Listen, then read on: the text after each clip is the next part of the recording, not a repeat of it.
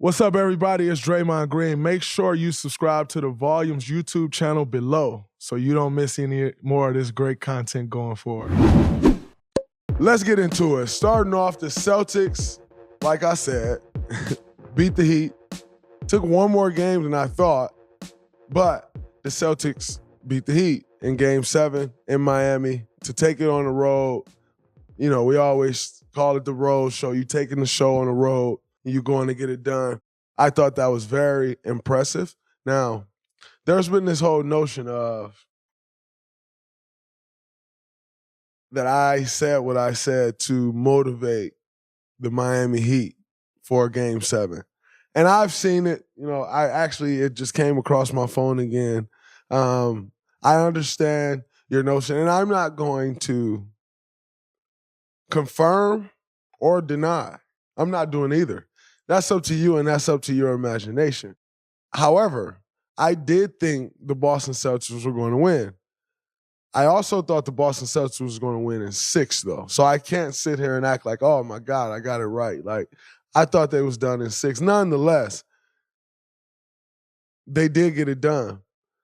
And actually, we'll say that for later. But Jayson Tatum finished with 26, 10, and 6. Jimmy Butler finished with 35 and 9 rebounds. So let's talk about the Jimmy Butler shot that's been all over social media and mainstream media for the last couple of days, and Jimmy's response and saying, I'll take that shot again, and blah, blah, blah, and so on and so forth. When I was sitting there watching that game, and the people that I was watching the game with, they said, that's a bad shot. I said, I personally think that shot shouldn't have been taken. And the reason I thought that it was a bad shot was because that shot right there, like that was it. That was like, the shot simply said, we're either winning this or we're going home. And once the shot was missed, it just felt like somebody took a little staple or a little safety pin and just poked right at the balloon, and the air just left out of the building once that shot was missed. As opposed to Jimmy Butler, who we know is absolutely amazing at getting to the rim, and even better at getting to the rim and getting fouled. And so you have a backpedaling Al Horford with a ton of space, with your shooters running and filling in, and you're sitting at 35 points. You're at home, crowds into it. If Jimmy Butler drives that basketball and scores, or if Jimmy even drives, the likelihood of you getting a foul call and you're on your home court and Jimmy's great at getting fouled is significantly higher. And so if Jimmy drives that basketball and he scores or he gets fouled and the game is tied, all of the pressure then turns to the Boston Celtics, who then has to either A, get a bucket, or B, they're going in over, well, not B, but if not, they're going into overtime. And if they go into overtime and they're on the road, all the pressure's on the Celtics. They had a big lead. You ride that momentum. All the pressure is on the Celtics. Now, these are all takes that you've probably heard. The one that I have not heard is it was 14 seconds left on the shot clock. So even if you hit the 3, you still got to go down and get a stop or 2. So that's where I thought it was a bad shot. It's like, it wasn't if I hit this, we walk off and that's game, or if I miss it, we can still play the foul game, because the momentum and the morale and everything was just gone at that point. That's why I didn't understand the shot. Now, here's where you have to understand personnel and the guys that you're dealing with. I knew there was 0% chance Jimmy Butler was passing that ball. Now, this is even going a step further than what shot he decided to take. I knew Jimmy Butler wasn't passing that ball because that's not what Jimmy Butler does. Whenever Jimmy Butler is in that situation, just about every time I can remember, Jimmy Butler takes that shot. Good, bad, or indifferent, he's taking the shot. And I respect that. And you got to live with that, especially if you're the Miami Heat. But I can just respect the fact that, like, that's a constant. That's not something that's changing. That's not something that you have to guess about. You don't have to guess. You know, you can say, oh, Jimmy Butler shoots 23% from the three-point line. He shouldn't take that shot. The shot he normally takes is driving right with like the fade to lean to the right three. And just about every situation he's in like that, he's getting to that right side of the floor. Now, you say he's coming up already on the right side of the floor, which is his comfort zone, and he took the shot.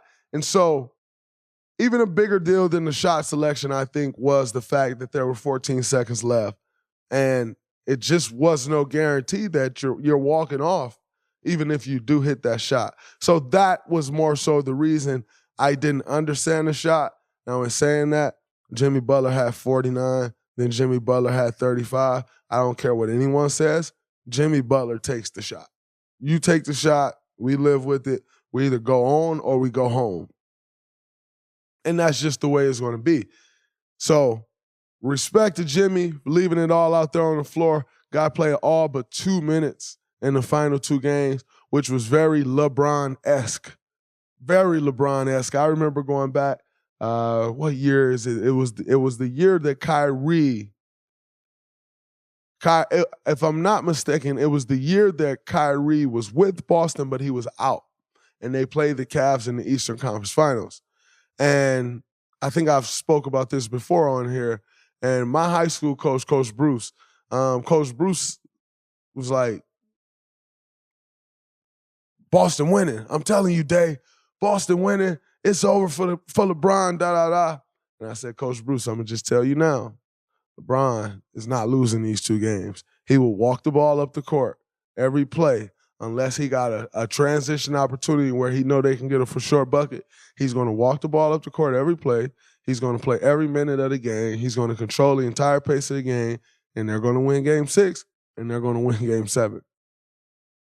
And he called me at halftime of Game 6 and said, how did you know this? Like, well, I've only played the guy 4 times in a row. I mean, 3 times in a row in the NBA Finals. That ended up making 4. But I understand what he does. I understand how he does it. Now, just in understanding how he does it don't mean you can go replicate it or duplicate it. It's still very, very, very tough thing to do, and there's only a very select few people who's even capable of doing it. But like I told him, I knew that was going to happen. Like, you look at Jimmy Butler and the type of guy that he is and the type of competitor that he is. It's not shocking, especially with all the injuries. It's not shocking that Jimmy Butler played 46 minutes and then 48 minutes. It's not shocking at all. I think LeBron was actually along this literally maybe 46 or 44 minutes in the Game 6 and 48 in Game 7. That's impressive. That's competing, leaving it all out there no matter what, competing at the absolute highest level for the absolute highest prize that you can gain, which is an NBA championship. Being one series away from that, I get it. 1 game away, I get it. And so kudos to Jimmy Butler. I take my hat off to Jimmy, guy who I have a ton of respect for, a guy who's a late first-round pick, got it out the mud, has grinded to become the all. I can relate to that. Like, grinded to become an all-star, was never supposed to be the guy who he's become. I get it. So I take my hat off to him and the way he carried his team. And I expect this isn't the last we see of the Miami Heat. Bam Adebayo coming back. They're going to continue to get healthy. Now, obviously, they have some things to address this offseason. You have the Tyler Hero possible extension or not. PJ Tucker's a possible free agent. They got some things to address, but nonetheless, the Miami Heat always does. They're never bad. And so you just expect to see more of them. Jayson Tatum wins his first Eastern Conference MVP, the Larry Bird Trophy, which is very fitting that small forward for the Boston Celtics then takes home the Larry Bird Trophy, the very first one, the inaugural Larry Bird Trophy. JT's been incredible, man, and to see him go out and get that trophy is absolutely amazing. The way he's carried his guys at the very young age of 23 years old, if I'm not mistaken. Just to see Jayson continue to grow and continue to take those next steps. We've all seen the tools that he has in his bag, in his toolkit since coming into this league. They've been playing the Eastern Conference Finals since he stepped into the league. And to see him continue to take that next step, becoming a much better playmaker. He has 6 assists. I'm pretty sure he averaged 5 or 6 assists in that series. Such a huge step, a very KD-like step, if you will. If you remember back to Kevin, his first couple years in the league, trying to pass the ball, he was a disaster. Kevin himself will tell you that. And he felt like, and if you watch, that the next step in his game was becoming a better playmaker, which he absolutely did. Kevin would now go out and get you a triple-double on a given night due to his playmaking, and he's always going to score the basketball. And we've seen Jayson Tatum, especially through these playoffs, take steps like that and becoming a better playmaker. And so, got to give credit to him. Miami threw double teams at him left and right. They threw hits. They blitzed, pick and rolls. They trapped him as soon as he crossed half court. They did everything. And for him to still come out and have the impact on the Boston Celtics 100-96 win over the Heat to go to the NBA Finals, it really says a lot about him and his process and progression in his career, and just really becoming that force that everyone has thought he could become. I mean, even at Duke, you kind of knew, like, this dude, like, he's special. And he's really growing into that, and you have to give him a lot of credit. Guy works his tail off. You have to give a lot of credit to Ime and the coaching staff for requiring something different that wasn't necessarily required of him before. And that is the mark of a great coach. So a lot of credit to Ime, a lot of credit to JT, but enough of that shit. Let's turn our focus to the NBA Finals with, as you know, like I've said before, the Celtics and the Golden State Warriors.